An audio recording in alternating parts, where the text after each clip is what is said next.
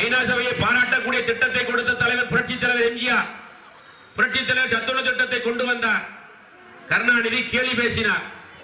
MG Ramachandran அவர்கள் குழந்தைகளை தட்டேந்த வைத்து விட்டார், பிச்சை எடுக்க வைத்து விட்டார் என்றெல்லாம் கேலி பேசிய தலைவர் கருணாநிதி. ஆனால் அதன் பிறகு தலைவருடைய மறைவிற்கு பிறகு சத்துணவு திட்டத்திலே நான் முட்டை போடுகிறேன் என்று சொன்ன தலைவரும் அவர்தான். ஆனா எப்படி வேணாலும் பேசுவார் கருணாநிதி. அதனாலதான் புரட்சி தலைவர் கொடுத்த திட்டங்களால் தமிழக மக்கள் வாழ்க்கையில முன்னேறி இருக்கிறார்கள். அன்றைய காலகட்டத்தில் திராவிட முன்னேற்ற கழகத்திலிருந்து தலைவர் விலக்கப்பட்ட பொழுது, தூக்கி எறியப்பட்ட பொழுது, அன்று திரைப்பட உலகில முடிசூடா மன்னனாக திகழ்ந்த புரட்சி தலைவர் எம்ஜிஆர் என்ன செய்வது என்று தெரியாமல் இருந்தார்.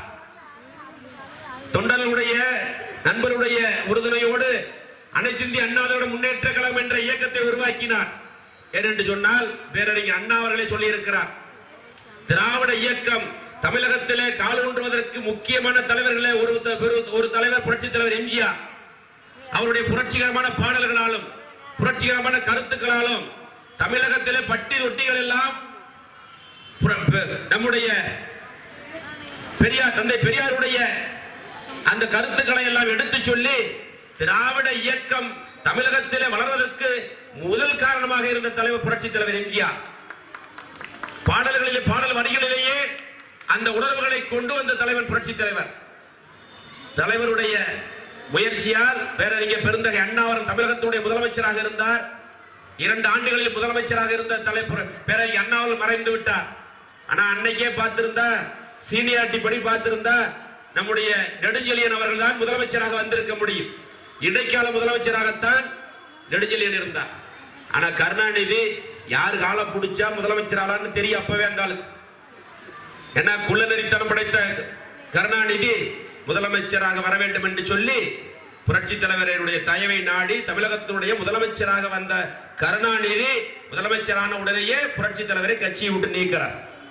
ஆனால் அன்னைக்கு ஆரம்பிக்கப்பட்ட இயக்கம்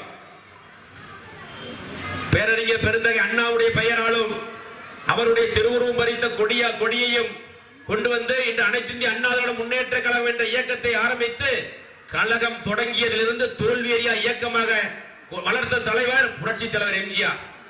3 முறை தமிழகத்துடைய முதலமைச்சர், 11 ஆண்டு காலம் கருணாநிதி தமிழகத்துடைய முதலமைச்சர் நாற்காலியை நினைச்சு கூட பார்க்க முடியவில்லை. கிட்டத்தட்ட 10,000 மைல்களுக்கு அப்பால் குருகுலம் மருத்துவமனையில படுத்துக் கொண்டே ஜெயித்த தலைவர் புரட்சி தலைவர் எம்ஜிஆர். வேற யாரு வேணாலும் சொல்லலாம். ஆனால் தலைவருடைய மறைவு நம்முடைய தமிழகத்திற்கு மிகப்பெரிய ஒரு பேரிழப்பு. அப்பொழுது கழகம் 2ஆக பிரிந்தது. ஜானி ஜேனு என்று 2ஆக பிரிந்தது. தலைவருடைய வெற்றி சின்னம், இரட்டை இலை சின்னம் முடக்கப்பட்டது. அப்ப கருணாநிதி ஆட்சிக்கு வந்தார். அதோடு இந்த இயக்கம் அழிந்துவிடும் என்று கணக்கு போட்டார். ஆனால் அப்பொழுதுதான் இரும்பு மங்கையாக இந்த இயக்கத்தை கட்டி காக்கக்கூடிய தலைவியாக நான் இருக்கிறேன் என்று சொல்லி புரட்சி தலைவி அம்மா அவர்கள் இந்த இயக்கத்தை வழிநடத்தினார்கள். தலைவருடைய காலத்தில் 18 லட்சம் உறுப்பினர்களை கொண்ட இயக்கமாக இருந்த இந்த அனைத்து இந்திய அண்ணா திராவிட முன்னேற்ற கழகம் இன்று 1,54,00,000 உறுப்பினர்களை கொண்ட மாபெரும் எஃகு கோட்டையாக வளர்த்த தலைவி புரட்சி தலைவி அம்மா அவர்கள்.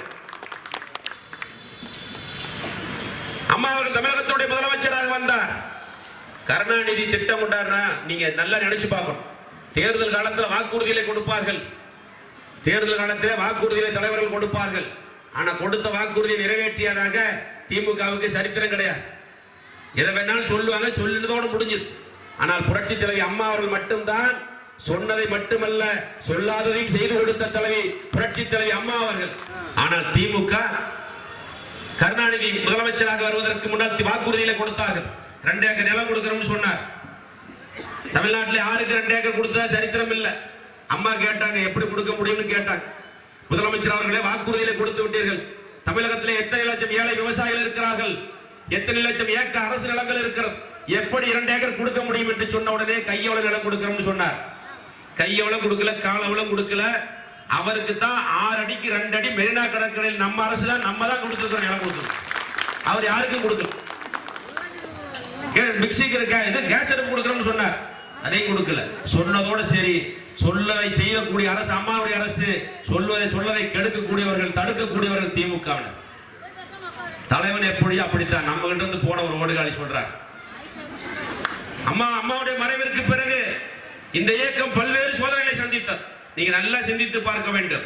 நாட்டுக்கு சுதந்திரம் வாங்கி கொடுத்தோம்னு காங்கிரஸ், தேசிய பேர் இயக்கம்னு சொல்லக்கூடிய காங்கிரஸ், கிட்டத்தட்ட 50 ஆண்டு காலத்திற்கு மேல் மத்தியில் ஆட்சியில் இருந்த காங்கிரஸ் 2 முறை தன்னுடைய சின்னத்தை இழந்தார்கள். பசுவுங்கன்று சின்னத்தை இழந்தார்கள், காளை மாடு சின்னத்தை இழந்தார்கள். இழந்த சின்னத்தை மீட்ட வரலாறு யாருக்கும் கிடையாது. அனைத்து இந்திய அண்ணா திராவிட முன்னேற்ற கழகம் தலைவரால் உருவாக்கப்பட்ட இரட்டை இலை சின்னம் 2 முறை இழந்த சின்னத்தை மீட்ட வரலாறு அதிமுக தொண்டனுக்கு மட்டும் உண்டு. அம்மாவுடைய மறைவிற்கு பிறகு மீண்டும் கழகம் 2ஆக பிரிந்தது. ஓபிஎஸ் இபிஎஸ் என்று நம்ம எல்லாம் ஊருக்குள்ள போனா கட்சி தொண்டை என்ன சொன்னாங்க தெரியுமா? 2 பேர் எப்போ ஒண்ணு சேருவாங்க, அதைத்தான் கேட்டோம். அதனாலதான் தலைவன் இல்லை, கொடி இல்லை, தலைமை இல்லை என்று சொன்ன பொழுதும் அதிமுகவுடைய 1.5 கோடி தொண்டர்கள் ஒருவன் கூட மாற்று கட்சிக்கு செல்லாத இயக்கம் அனைத்து இந்திய அண்ணா திராவிட முன்னேற்ற கழகம். கட்சி அழிஞ்சு போச்சுனா இதோட முடிஞ்சு போச்சு. 10 நாள் 8 நாள் கணக்கு போட்டாங்க. அப்ப சட்டமன்றம் நடைபெற்றது. இந்த கூட்டத்தொடர் முடியும் வரை இந்த அரசு இருக்குமா என்று ஏளனம் பேசினார்கள். பத்திரிகைகள் அனைத்தும், தொலைக்காட்சிகளும் பத்திரிகைகளும் ஒரு சேர தாக்குதல் நடத்தினார்கள் இயக்கத்தின் மீது. இதோடு காணாமல் போய்விடும் என்று சொன்னார்கள். தேர்தலில் என்று வெற்றி பெற முடியாத ஸ்டாலின் குறுக்கு வழியில முதலமைச்சராக முயற்சியில் மேற்கொண்டார்கள். கட்சியிலிருந்து நம்மிடத்திலிருந்து துரோகிகள் பிரிந்து சென்றார்கள். இதோட இயக்கம் அழிந்துவிடும் என்று சொன்னார்கள். நம்ம ஊர்ல ஒரு அமாவாசை 2 அமாவாசை ஆட்சி போயிடும், 2 அமாவாசை ஆட்சி கையை காட்டிட்டே இருந்தான். 2 அமாவாசையில போகல. இன்னைக்கு 3 வருஷத்தை கடந்து தமிழகத்தினுடைய முதலமைச்சர் எடப்பாடி அவர்களும் அண்ணன் ஓபிஎஸ் அவர்களும் தமிழகத்தில் அம்மாவுடைய திட்டங்கள் அத்தனையும் கொடுத்துக் கொண்டு இருக்கிறோம். அதனால் தான் மகத்தான வெற்றிகளை பெற்றுக் கொண்டிருக்கிறோம். இப்ப 12 அமாவாசையா, 12 அமாவாசை இல்ல, இன்னும் 15 அமாவாசை. அதுக்கப்புறம் நிச்சயமாக 60 அமாவாசைகள் அனைத்து இந்திய அண்ணா திராவிட முன்னேற்ற கழகத்தினுடைய ஆட்சி தான் தமிழகத்திலே மலரும்.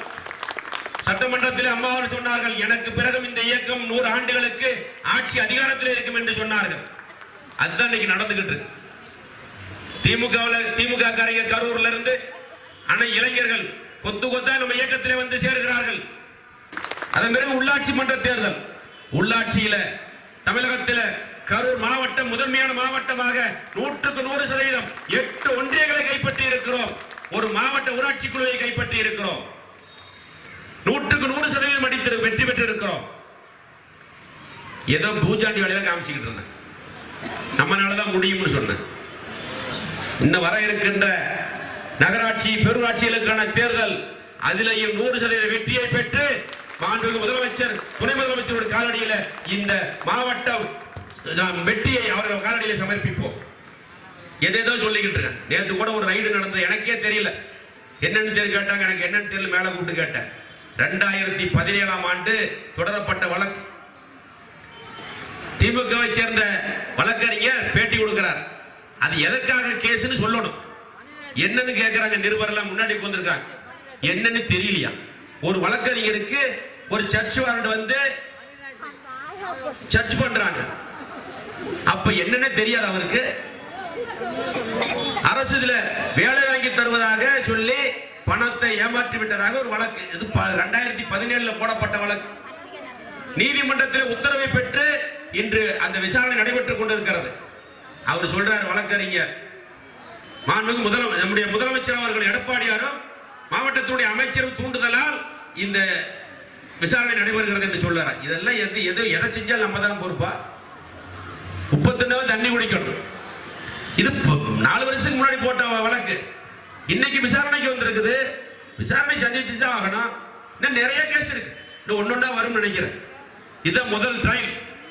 அடுத்து வரிசையா வரும். இதுக்கு எதுக்கு எடுத்தாலும் அதிமுக காரன் தான் பொறுப்பா? உள்ளாட்சியில தோத்துட்டீங்க, நான் ஆட மாட்டாத வீதி ஓடின்னு சொல்லுவாங்களா, அந்த மாதிரி உள்ளாட்சியில தோத்து விட்டு என்ன சொல்றீங்க? அரசு அதிகாரிகளும் மாவட்ட ஆட்சித்தலைவரும் துணையோடு வெற்றி பெற்று விட்டார்.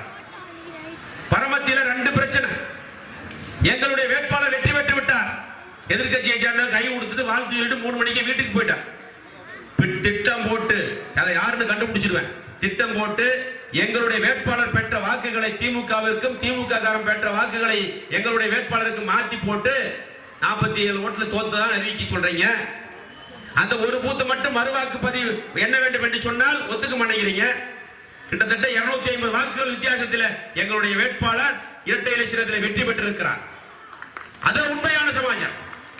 இன்னொன்னு 2 ஓட்டு ஜெயிச்சிட்டோம்ங்கறீங்க. தபால் ஓட்டை இன்னொன்னு இல்ல. தபால் ஓட்டு எண்ணிதான் கணக்கு சொல்லணும். தபால் ஓட்டு விட்டுட்டு நாங்க ஜெயிச்சிட்டோம் அறிவிச்சு சொன்னா எப்படி அறிவிக்க முடியும்? நான் 100% நியாயமான முறையில் தேர்தலை நடத்தி வெற்றி பெற்றிருக்கிறோம் என்பதை இந்த நேரத்தில் ஆணித்தரமாக சொல்ல முடியும். அவர்களே, மாவட்ட எம்ஜிஆர் மன்றத்தினுடைய தலைவர் கேபிள் ஆறுமுகம் அவர்களே, மாவட்ட எம்ஜிஆர் மன்றத்தினுடைய பொருளாளர், மாவட்ட மின்னணு செயலாளர் சுதாகர் அவர்களே, மாவட்ட அமைப்பு சாரா ஓட்டுநர் செயலாளர் ரங்கராஜ் அவர்களே, மாவட்ட தகவல் தொழில்நுட்ப பிரிவு கரூர் மேற்கு ஒன்றிய கழகத்தினுடைய செயலாளர் கமலக்கண்ணன் அவர்களே, கிழக்கு ஒன்றிய கழகத்தினுடைய செயலாளர் மதுசூதனன் அவர்களே, தலைவர் மார்க்கண்டேயன் அவர்களே, பரமத்தி தெற்கு ஒன்றிய கழகத்தினுடைய செயலாளர் தில் செந்தில் அவர்களே, மற்றும் இந்த நிகழ்ச்சியில கலந்து கொண்டிருக்கக்கூடிய கிருஷ்ண மேற்கு ஒன்றிய கழகத்தினுடைய செயலாளர் அண்ணன் அருண்டெக்ஸ் தங்கவேல் அவர்களே, கவிஞர் ஈழபாரதி அவர்களே, மற்றும் இந்த நிகழ்ச்சியில கலந்து கொண்டு சிறப்பித்து பெறுபவர்களே கேபிள் கதிரேசன் அவர்களே, மற்றும் இந்த நிகழ்ச்சியில கலந்து கொண்டு சிறப்பித்துக் கொண்டிருக்கக்கூடிய கழகத்தினுடைய கொள்கை பரப்பு துணை செயலாளர், கழக செய்தி தொடர்பாளர், முன்னாள் அமைச்சர் வைகை பள்ளி மத்திய கூட்டுறவு வங்கியினுடைய தலைவர் AR காளியப்பன் அவர்களே, மாவட்ட கழகத்தினுடைய பொருளாளர், மாவட்ட ஊராட்சி குழு தலைவர் MS கண்ணதாசன் உட்பட இந்த நிகழ்ச்சியில கலந்து கொண்டிருக்கக்கூடிய அனைத்து பொறுப்பாளர்களும்